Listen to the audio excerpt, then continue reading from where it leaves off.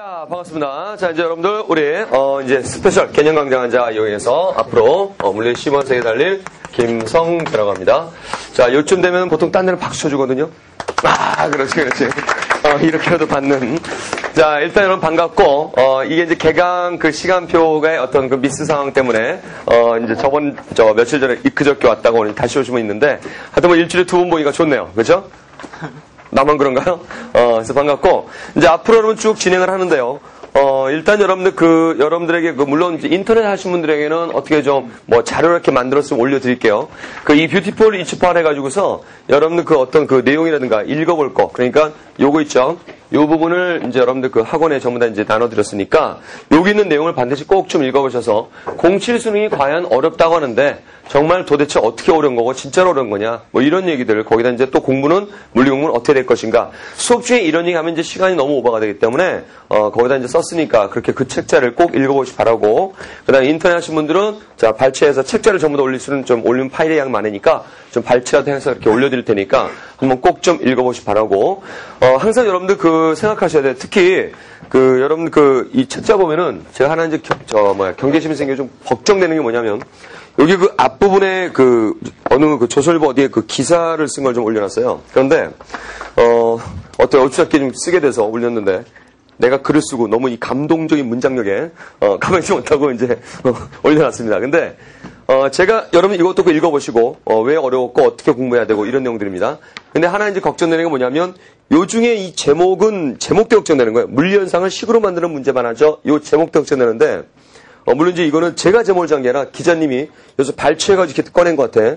근데 괜히 이걸 잘못 봐가지고 식 해가지고서 야 역시 어렵다라도 이 물리는 식으로 하는 거였구나. 공식으로 하는 거였구나. 수학적 전기가 정말로 필요한 거였구나. 이렇게 오해를 하면 안 되는 겁니다. 이 문장의 앞뒤의 문맥을 잘 살펴가지고 식으로 문제를 푸는 것이 아니라 어떤 문제 안에 있는 것을 해석을 하는 거죠. 그 해석을 하면서 그것 자체가 정리가 되는 것이고 그래서 답까지 결론이 나가는 겁니다.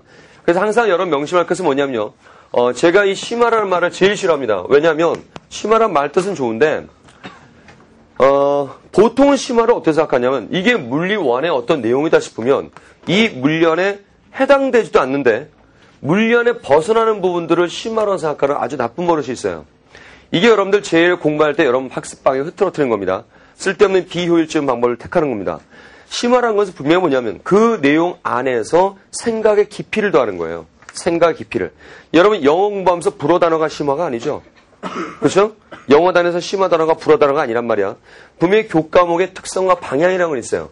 그러니까 쓸데없이 이 물리에서 벗어나는 부분 가지고서 이런 것도 알아야 돼 저런 것도 알아야 돼 이렇게 생각하면 절대 안 되는 겁니다. 물론 수업 중에 제가 그런 부분들을 언급해드려요. 학생들이 이건지 뭔지 이렇게 헷갈려하는 부분들. 그래서 요거는 분명히 꼭 알아야 할 교과 내용이고, 그 다음 요 부분은 이제 요렇게 되는 건데, 이런 것들은 참고로 이제 공부라는 것이지, 핵심 중요들을 가지고서 시간 낭비하면 안 된다. 이렇게 분명히 이제 경계를 이제 드릴 테니까, 그런 부분에 대해서 여러분 특히 이제 주의해야 되는 것이 바라고, 물리 점수가 잘 나오려면, 가장 중요한 이거예요. 여러분들은 이거를 생각의 힘을 기르셔야 됩니다. 물리는 이 생각의 힘을 길러야 돼요. 무엇보다도. 그래서 항상 A는 B고, B는 C고, C는 D고, 이런 어떤 논리 과정의 전개를 쭉 공부를 했다면 그 연습의 그 공부 속에서 그런 논리력이 생겨야 됩니다. 근데 그것이 이제 끈기가 약해져서 거기서 연결되지 않으면 그게 바로 이제 물리가 어렵다. 그런 얘기 하는 겁니다. 그래서 꼭 말씀드리는데요. 절대 물리는 수학이 아닙니다. 명심하세요. 물리는 수학이 아니야. 하지만 그러나 물리의 가장 좋은 표현 수단과 언어는 수학이에요. 물리의 언어가 수학인 것이지 수학으로 물리를 하는 거 아닙니다. 여러분 그냥 야 A는 n분의 F. 이게 일단 수학적 구조의 첫걸음이에요. A는 n분의 F. 분수 얘기하는 거 아니야. 등호를 이용해서. 가속도는 힘과 어떤 관계가 있고 질량과는 무슨 관계가 있고 무슨 관계가 있는데 이런 거를 가장 집약적인 표현으로 표현하는 거죠. 이게 수학이라는 거야. 특히 여러분들이 역학 들어가시고 운동방정식 이런 부분들이 있는데 운동방정식에서 식이 많이 전개되죠. 특히 여러분들 미들탑이나 로탑이나 이런 거 볼 것이야. 근데 거기 나오는 그 수학적 전개는 절대 여러분들 그 수학만 해야 되는 것이 아니라 일단은 여러분들 어떤 그 내용의 과정이 분명히 존재해야 됩니다. 그럼 막 수학적 전개가 나올 거예요. 운동방식 같은 경우에. 그냥 아무 생각 없이 그냥 한다고 이식들이 되는 것이 아니라 결국 이식들은 전부 다 뭐냐면 이 내용의 주제를 가지고서 힘에 대해서 어떤 힘이 있고 어떤 힘이 있고 그거를 수학적으로 전개해 놓은 것 뿐입니다. 그렇기 때문에 이거를 확실히 알아내려면 여기에 해당하는 내용들을 정확하게 인식하고 이러한 공식의 전개 같은 건 자기 스스로 하는 능력이 스스로 생기는 겁니다. 저절로 생기는 거예요. 그러니까 어떤 그 물리에서의 개념 원리와 이런 것들을 정확하게, 그 다음 깊고 생각의 끈기를 갖고서 정확하게 해놓으면 공식은 자연스럽게 머릿속에 남게 되는 거예요. 하나 여러분들 그 거꾸로 되어 있는 방식이 뭐냐면 여러분들은 암기라고 아니라고 하지만 그냥 말씀이 이거예요. 여러분 운동 에너지는 뭐죠? 2분의 1 mv제곱이지. 왜 이거였는데요? 운동 에너지가 왜 2분의 1 mv제곱이었는데?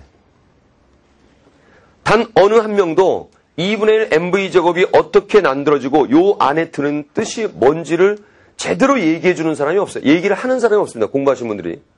그냥 맹목적이에요. 그냥 중3 때부터 2분의 mv제곱이었어요. 이 운동 에너지야. 그러니까 운동 에너지는 뭐고 운동량 뭐고 이렇게 거기에서 구분이 안 서는 거죠. 그래서 이거를 이따가 이제 수업을 진행하면서 한 두 번째 타임씩 될 것 같은데 이걸 제가 유도할 겁니다. 유도 다 해드려요. 그런데 이제 문제는 뭐냐면 여기서 이 유도란 단어를 보면서 대부분의 물리를 잘못 알고 계신 분들의 생각은 뭐냐면 머릿속에서 수학적 전개의 유도를 생각해요. 그 수학식 전개의 유도를 생각합니다. 표현이 뭘로 표현되는 거라서? 표현이. 수학으로 표현되는 거야. 그러니까 이 유도라는 건 이따 하겠지만 어떤 수학 전개식의 유도를 해가지고 이게 딱 이걸 보여드리는 게 아니라 이 내용이 운동 에너지의 정의를 갖다가 어떤 과정을 통해서 얘기를 하느냐를 기호화해서 문자로 쓰다 보면 그것이 유도가 되면서 이게 딱 결론으로 남게 된단 말이야. 그러니까 이 식이 먼저가 아니고 또 수학적 전개 유도가 먼저가 아니라 이러한 내용들이 나타나게 되는 이런 과정의 논리들 이런 걸 우리가 꼭 알아야 된다 이거죠. 이게 중요한 것이야. 이게 중요한 게 아니라 2분의 mv죠. 100날 해봤자 운동 에너지 문제 다 푸는 거 아니죠. 뭐 질량 몇 킬로에다가 속도 얼마니까 운동 에너지 얼마다 이런 거 물어본 문제는 여러분들의 이 상위적인 고등 물리에서는 없습니다. 그러니까 항상 이 단편적으로 물리 공부를 하지 마시고 또 한 가지 주의할 점은 공부할 때 제일 나쁜 버릇이 이 버릇이에요. 기껏 공부해요. A는 B다. 그리고 B는 C다. 그리고 C는 D다. 기껏 이렇게 꾸준하게 공부 잘합니다. 그리고서 머리에 남는 것은 요것만 남아있어요. 하지만 실제로 문제 다뤄주고 여러분들이 중요시해야 되고 체크당하는 부분들 실제 출제되고 하는 부분들은 이게 아니라 바로 요걸 체크하는 거예요. 그래서 요 과정의 논리가 잘 연습이 되어 있는 사람은 실제 문제가 이거다 이렇게 물어본 게 아니란 말이야. 이걸 물어본 게 아니라 A는 B다. 그럼 B는 B-라면 C-는 그러면 어떻게 되겠느냐 그 다음에는. 그래야지 이 과정이 연습이 되어야 이렇게 응용적인 다른 물음이 나오더라도 대답이 가능한 거죠. 근데 대부분은 A는 D다. 이것만 딱 외우니까 문제를 못 푸는 거예요. 들을 땐 알겠는데 혼자 문제 풀 땐 안 된다. 이런 소리가 맨날 여기서 나온 겁니다. 그렇기 때문에 요 결론은 까먹어도 좋아요. 이 얘기는 까먹어도 요 가운데 과정이 뭐뭐 있는가, 그 다음에 이건 어떻게 진행이 되는가, 이런 것들이 솔솔솔솔 남에게 설명이 될 정도까지는 복습을 하면서 따라오셔야 돼요. 들어서 아는 것은 절대 아는 게 아닙니다. 명심하세요. 들어서 아는 거는 어차피 우리는 서로 간에 이해하려고 또 저는 이해시키려고 그래서 만난 거란 말이야. 이제 당연히 들어서 100%는 아니겠지만 어느 정도 소개 목적은 달성합니다. 하지만 문 닫고 딱 돌아선 순간에 까먹은 사람도 있어요. 집에 가서 바로 밥 먹다 까먹은 사람이 있고요. 그렇기 때문에 까먹기 전에 수업 시간에 들어서 이해했던 것을 남에게 설명이 가능할 정도로 A4 용지 갖다 놓고 복습할 때 설명하는 연습을 하세요. 뭐 동생이든 뭐 엄마든 물리 선택 안 한 친구는 데려 놓고 오늘 공부한 내용을 설명하세요. 오늘 굉장히 중요한 내용을 할 건데 그 설명을 딱 했을 때 그 친구가 알아들으면 자기가 아는 거예요. 근데 그 친구가 모른다. 못 알아듣겠대 이 친구가. 이 친구 머리 나쁜 게 아니에요. 자기가 이해를 제대로 못하고 있기 때문에 설명이 안 되는 겁니다. 항상 복습은 여러분들 문제 10개, 20개 푸는 것보다 바로 이렇게 남에게 설명 가능할 정도로 이왕 만나서 물리 공부하는 김에 남에게 설명 가능할 정도로 확실하게 하세요. 그냥 앉아서 수업 듣고 하는 거는 절대 100점 만점 나올 수 없습니다. 모든 사람들이 전부 다 수업 듣는다고 다 만점 나오는 거 아니죠? 자기의 목숨 분명히 있으니까 이제는 좀 독하게 이제 뭐 10개월밖에 남지 않았어요. 그러니까 미안해. 뭐 그렇지 뭐 11월 달에 보니까 이제는 독하게 알았죠? 독하게 마음먹고 한 번 공부할 때 효율적으로 하십시오. 아마 그런 경우도 많으실 거예요. 여기 인강이나 아니면 현강이나 한 번쯤 전에 들은 사람 손 들어봐요. 인강이나 이렇게 들으신 분들. 그래 이런 분들 아마 그런 건 느낄 거야. 듣기는 잘 들었어요. 근데 스스로 복습이 잘 안 되어서 아쉬워서 다시 오는 사람들이 꽤 있어요. 뭐 그렇다고 단정 짓는 건 아니지만 그러니까 그런 일을 많이 듣는단 말이야. 이거 와서 참 들을 때는 뭔가 괜찮았기 때문에 다시 온 것 같은데 절대 그건 바라지 않습니다. 왜? 아니 1년 내내 만난다는 게 무슨 얘기예요? 자기 공부할 것도 있는데. 한 번의 강의를 듣더라도 그걸 자기 걸 만들기 위해서는 이제부터 복습을 철저히 하세요. 알겠죠? 나 혼자 할 건가요? 복습 철저히 합니다. 알겠어요? 아, 예. 크게. 알겠어요? 그렇죠. 인터넷도 마찬가지입니다. 자꾸 돌려드릴 생각하지 마세요. 인터넷 단점 극복해야 돼. 너희들도 그런 거 있죠? 여기 모이시면 아마 이제 여기 모이신 분들은 그 인강의 어떤 그 단점 때문에 현장으로 이렇게 오시는 분들일 거야. 뭐 어차피 똑같은 강의가 찍혀 올라가는 건데. 그 집중도 발휘하기 힘들죠, 인강은. 그게 최대의 여러분들이 그 넘어야 과제입니다. 인강 관리할 때. 그래서 강의 들을 때 정말 독하게 들으세요. 인터넷 강의 들으실 때 집중도 있게. 그 다음에 괜히 60분짜리 파일을 갖다 3시간 듣지 말란 말이야. 보면 꼭 돌려들을 생각을 미리 해요. 그리고 조금 앉아있다가 조금 그럼 밖에 나갔다가 들어오고 화장실 간다고 하고 안 들어오고. 그런 집중도 안 돼. 문에 탁 걸어 잠궈요. 그리고 집에 없는 걸로 하세요. 그 강의 들을 때는. 그리고 과감하게 마우스 갖다 버려요. 여러분 마치면 마우스 띄워가지고 인강 들을 때 한번 해봐. 마우스 딱 띄워가지고 세팅색 딱 쳐보고. 그럼 일단 자기 거는 자기는 이제 벼랑 끝에 가 있는 거예요.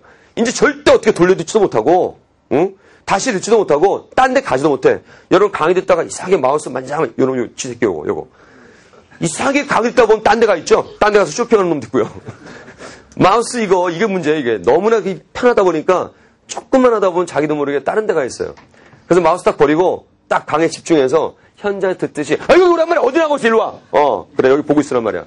현장에서 보듯이, 놀라긴 이 친구. 쟤 미쳤나 좀 해드리고 있어. 집중해서 그렇게 수업을 하게 합니다. 알겠죠? 그 다음에 수업을 항상 여러분들 편하고, 그 다음에 자꾸 이거 오픈된 마음으로 대답하면서 그렇게 설명하는 것이고, 또 수업을 진행하는 것이고. 그래서 이제 수업은요, 아까 이제 이거 이렇게 함부로 오용하면 안 된다고 했었죠? 그래서 교과에 있는 내용은 제가 웬만한 건 다 합니다. 그래서 뭐 기본에서 심화까지 이런 얘기하는데, 기본에서 심화까지란 말이 쉬운 거에서 어려운 것까지가 아니에요. 알겠죠? 기본이란 말은 쉽다는 뜻이 절대 아닙니다. 그걸 잘 고쳐야 돼요. 기본이란 말은 쉽다는 뜻이 아니라 기본이란 말은 중요하다는 뜻이에요. 학생들이 잘못 생각하고 있단 말이야. 그 기본이 모여서 여러분들이 오답률이 높은 문제가 되는 거예요. 그런 것들이 연결이 안 이루어지니까.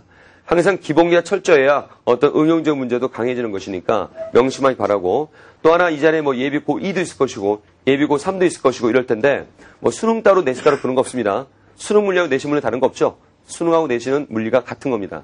단지 겉 형태가 다른 것, 문제 길이가 기냐 짧으냐 이거의 차이뿐이지 수능에 내신 다 똑같은 것이고, 그 다음에 개념 강좌 뭐 이렇게 얘기하겠지만 개념만 하는 수업은 아닙니다. 항상 제가 모토로 거는 게 물리는 개념과 문제를 항상 연결하는 연습이 돼야 돼요. 이 연습이 안 되니까 하는 소리가 맨날 뭐예요? 개념은 알겠는데 문제는 안 풀린다. 그건 개념도 안 된다는 거예요. 공부할 때부터 항상 개념을 이렇게 문제 적용 연습을 합니다. 저희 수업 시간에 문제도 풀고요. 이 교재에는 문제 양이 상당히 많아요. 문제 양 자체가 굉장히 많습니다. 그래서 이제 수업 중에 진도 나가면서 문제도 같이 풀어드리고 어느 분 풀어와라. 그럼 맞든 틀리든 일단 자기가 수고로움으로써 한번 풀어보는 겁니다. 그리고 그 다음 시간에 제가 이건 이렇게 푸는 거다 하고 쭉 알려드리면 그래 이래서 이렇게 문제가 있었구나 하고 자기 느끼고 그 문제를 나중에 또 풀고. 문제를 반복하는 것은 문제를 외우라는 게 아니에요. 문제 속에 담겨지는 개념을 다시 한번 반복하라 이거지. 그래야 이 개념은 문제 이렇게 녹아나는 거고 또 문제와 개념 서로 이렇게 연결되고 이런 걸 확인할 수 있는 겁니다. 자, 그걸 명시해 바라고. 그 진도는요. 진도의 2분의 1은 역학입니다. 그 다음에 2분의 1은 전자기. 파동 이렇게 진행해 나가요. 두 단원을 이렇게 묶어서 반으로 하니까 왠지 이거보다 덜 하는 것처럼 느낄 수 있겠지만 양 자체가 공부해 주신 분들 알겠지만 양 자체가 역학이 훨씬 많아요. 그래서 역학의 진도의 절반을 차지할 수밖에 없습니다. 이거 자체가.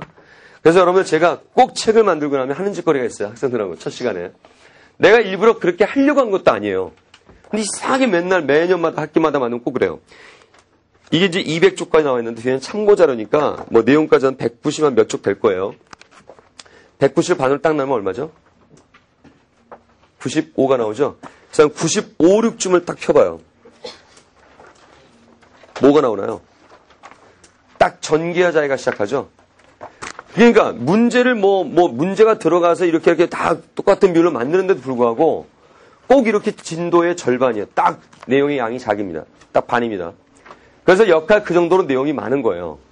그래서 제가 이제 이 진도 나갈 때 이렇게 역학을 진행하면서 전자의 파도 나가는데, 제가 뭐 하나 좀 이렇게 물어볼 테니까 자기가 아는 대로가 아니라 딱 서로를 밝히세요, 의사를. 일단은 역학이 어렵다 하신 분들 한번 손 들어봐요. 괜찮으니까, 괜찮아. 괜찮아. 그 다음, 전자기가 어렵다 하신 분들 손 들어봐요. 물론 다 들고 계신 분 있어요. 예. 괜찮아, 전자 손 들어봐. 그래. 그 다음, 파동이 어렵다 하신 분들 손 들어봐요. 오케이. 다 든 사람이 이제 10몇 명 됩니다. 근데, 이거 진단이에요. 자기의 물리 현재 상태가 어때? 약간의 진단이 가능할 수 있습니다. 뭐냐면, 일단, 역학이 어렵다 하신 분들은, 이거는 물리 공부를 해보신 분들이에요. 물리 공부를 해봤더니, 다 해봤는데, 물론 다 어렵던 사람은 제외다, 지금.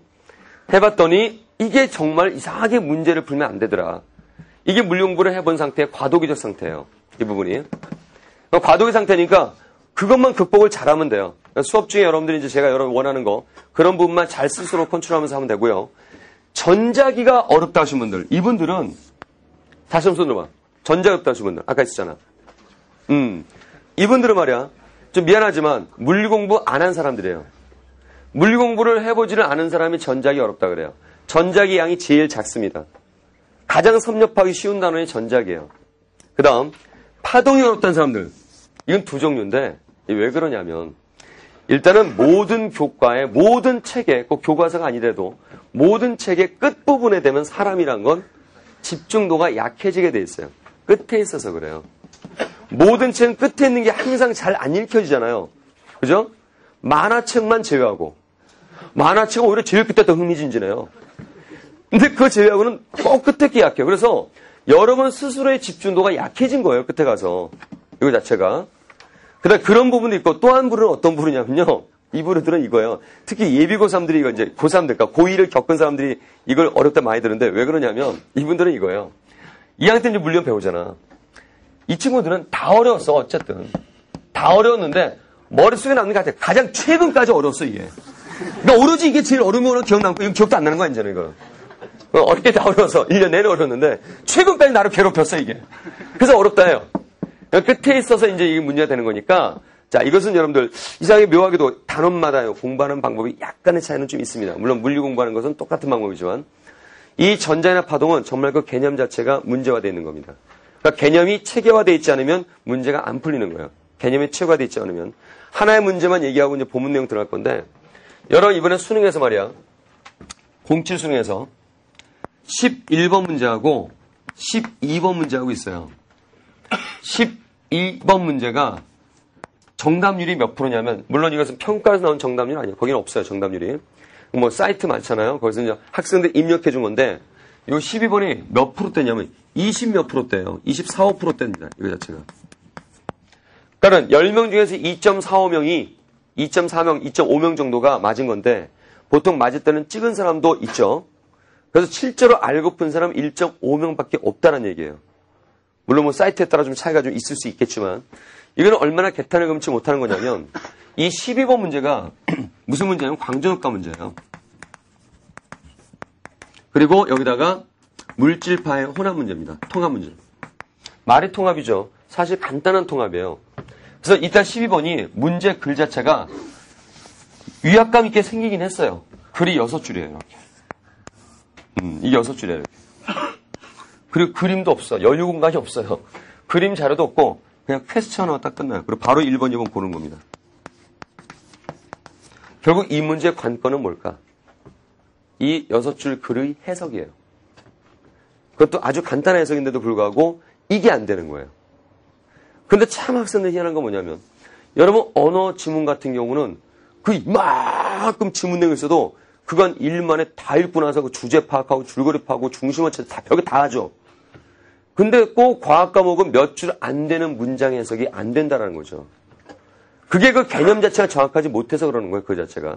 그 다음에 이게 또 그 개탄을 금치 못하는 이유가 뭐냐면, 절대 헛공부하지 마십시오. 이왕 할 거는 효율적으로 하셔야 됩니다. 헛공부랑은 헛낭비입니다. 이거예요. 여기에 내용이 2개가 들어있다는 거예요.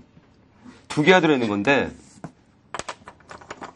요 문제는 광주효과 여기에요. 광주효과 중에서 제가 이제 수업 같이 들으면서 알 거예요. 광주효과에서 가장 중요한 얘기는 에너지 보존입니다. 에너지 보존이야. 책에 써 있을 것이야. 에너지 보존 제일 중요한 거라고. 내용이 그 에너지 보존 얘기한 거야. 뭐 더하기 뭐는 뭐다. 이거예요, 결국은. 근데 이 문제가 공육수능에 나왔어요, 이게. 응? 거짓말 아니에요. 그대로 있어요. 공육수능의 디귿번 문항이에요. 그 디귿번 문항을, 한 문제 안에는 디귿번 문항을 이렇게 늘려놓은 거예요. 두 가지 설정을 연결시키고 온 거고. 또, 물질파 문제는 역시 같은 시험지의 공육수능에 나왔어요. 이거 자체가. 이걸 합쳐놓은 거예요, 공치수능은. 이런 한 단계의 논리도 되지 않았다는 얘기죠, 전국적으로. 그러니까 결국 뭐냐면, 이게 모자라서 그래, 생각의 힘이. 그러니까 물리를 잘하려면요, 분명히 여러분들 귀차니즘에 빠지면 안 됩니다. 절대 집요함을 어느 정도는 갖춰야 돼요. 너무 집요한 삶은 살면 안 되겠지만, 하여튼 물리 공부할 때만큼은, 이건 이거고, 이건 이거고, 그러면서 그렇다. 나 모르는 게 나타나면, 쉬는 시나 이럴 때 선생님한테 반드시 질문을 꼭 하세요. 그래서 이거는 왜 그래? 반드시 질문, 여러분들이 저를 만난 이상은 저를 최대한 이용을 해야 되는 거예요. 아니, 이용하라고 해서 날 갖다 팔아먹으라는 얘기가 아니라, 저를 최대한 이용을 해서, 좋은 뜻으로 이용을 해서 자기 거 만들어가야 됩니다. 이 생각의 힘이 없으면 안 돼요. 분명 물리는. 그 다음에, 이거 얼마나 이게 그러니. 그래서 맨날 기출은 기출을 부른다고 얘기를 하는데 쓸데없는 문제집 본단 말이야. 수능 기출 문제를 절대 소홀히 하면 안 되는 거예요. 그 다음에, 평가원도 마찬가지예요. 11번. 이건 더 개탄을 금치 못하는 게, 프리즘 문제 있어요. 이렇게 해가지고. 이런 프리즘 문제 있을까? 비치 경로. 시험 종목 있습니다. 이거는 굴절. 물론 모두 굴절 내용이지만, 전반사. 그 다음에 분사. 이거의 통합 문제인데, 말이 통합이지 원래 전부 다 굴절에서 이제 비롯되는 그 논리들로 전부 다 얘가 이해돼야 되는 겁니다. 그런데 이것도 역시 30%대요. 30 몇 %대입니다, 이거. 이 문제가, 물론, 이제 같이 할 때 이걸 집중적으로 이런 문제 풉니다. 왜 제가 이렇게 집중적으로 이 문제를 작년에 한번 들은 사람 손 들어봐요. 저번 텀에. 응? 그때 뭐 빨간색, 파란색, 빛의 분산 이런 거 무지하게 강조하면서 얘기 많이 했었죠. 그럼 그냥 근거 없이 강조하는 것이 아니라 이런 내용의 문제가 2004년도 9월 평가원에 나왔어요. 2005년도 6월 평가원에도 나왔어요. 그 다음에 9월 평가원도 나왔습니다. 평가원은 6월, 9월 두 번 봅니다. 그 다음에 2006년 6월 달에만 안 나오고 6월은 파동이 범위가 아니었어요.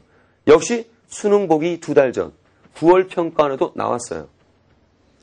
역시 한 달 후에 10월 교육청에도 나왔어요. 줄기차게 3년 내내 평가원에서 울부짖는 거야. 낼 거야, 낼 거야. 3년 동안 내내 울부짖는 거예요. 모의고사 때마다 낼 거야, 낼 거야.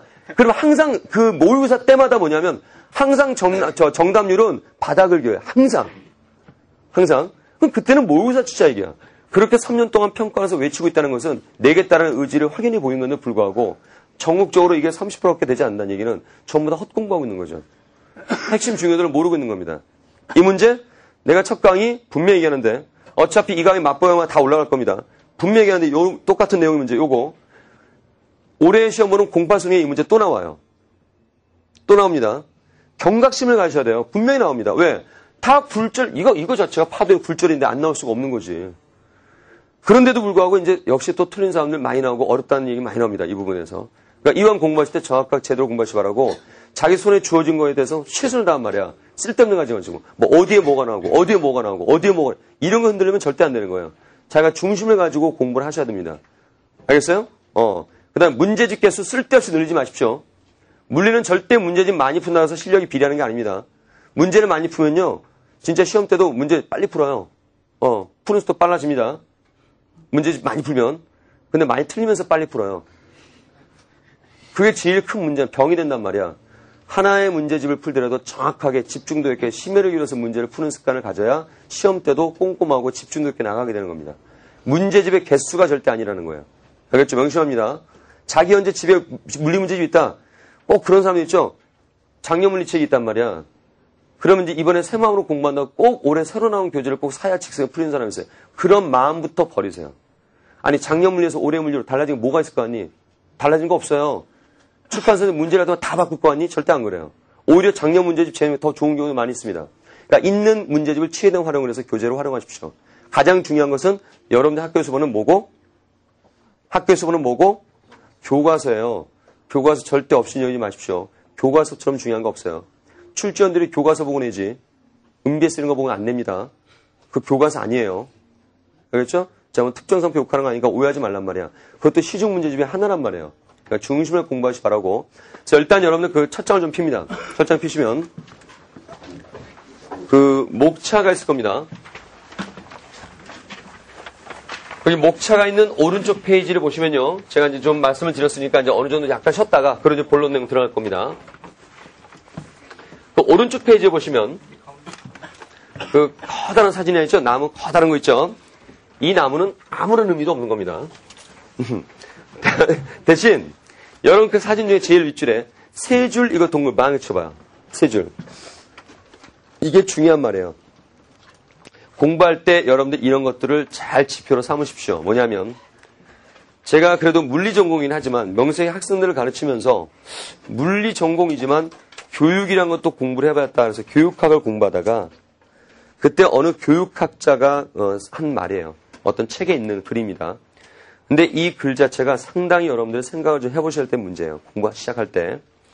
그럼 뭐라 쓰냐면 선개념은 놀라울 정도로 완강하며 좀처럼 소멸되지 않는다. 그래서 선개념을 떨쳐버리는 일이 어떤 교과지식을 습득하는 데 있어서 가장 중요한 요인이 될 수도 있을 것이다. 이런 말을 쓰는 겁니다. 머릿속에 남아있는 이 선개념이 좋은 개념을 왜 떨쳐버리니? 나쁜 개념이, 그릇된 개념이. 그러니까 누가 일부러 이렇게 입력시킨 게 아니라 그냥 자기도 모르게 저절로 들어와 버린 거예요. 그게 시멘트처럼 딱딱하게 굳어 있어가지고 그것 때문에 장벽이 이루어진 겁니다, 사실은. 특히 물리가 가장 그런 이유가 커요. 물리가. 이따 이제 바로 얘기하겠지만. 그래서 항상 그 개념을 좋은 개념은 버리면 안 되고 뭔가 잘못되었다는 느낌이 된 그 개념은 반드시 자기 스스로 체크해서 버리도록 노력해야 되고 제대로 된 걸로 자꾸 바꿔야 돼요. 근데 그거 잘 안 돼요. 왜? 사람 머릿속 굳어져 있기 때문에 다시 돌아와요. 오늘 보면 이따 알 겁니다. 인간의 뇌가 모두 몇 개죠? 5개? 대뇌, 중뇌, 소뇌, 간뇌, 연수. 근데 놀랍게도 하나 더 있어요. 세뇌라는 게 있어요. 지금 이해 못해, 그죠?